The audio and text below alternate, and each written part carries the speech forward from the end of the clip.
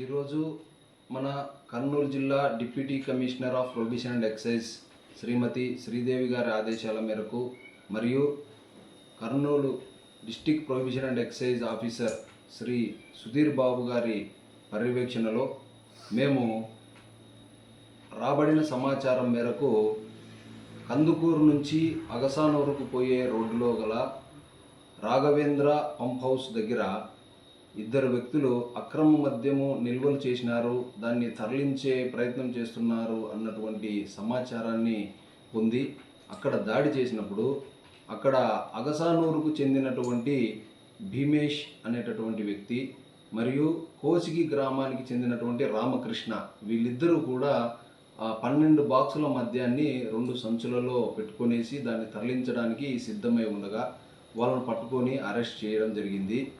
వాళ్ళను విచారించినప్పుడు తెలిసింది ఏంటంటే ఈ భీమేష్ అనే అతను చుట్టుపక్కల గ్రామాలకంతటికీ సప్లై చేసేటటువంటి వ్యక్తి అని, తర్వాత ఈ రామకృష్ణ అనేటటువంటి వ్యక్తి కోసికి చెందిన వ్యక్తి అప్పుడప్పుడు అతనికి సహాయకంగా వెళ్తూ అతని దగ్గర నుంచి కొన్ని బాక్సులు తెచ్చుకొని 2-3 బాక్సులు కోసిగిలోన అమ్ముకునేటటువంటి ఒక వ్యక్తి అని నిర్ధారణ తేలింది. దాని ప్రకారంగా కేసు నమోదు చేసి రిమాండ్కు పంపించడం జరుగుతూ ఉంది. ఈ కేసులో పట్టుకునే దాంట్లో కార్తీక్ ఎస్ఐ గారు మరియు మా సిబ్బంది భరత్, మునిరంగడు మరియు రవి పాల్గొనడం జరిగింది.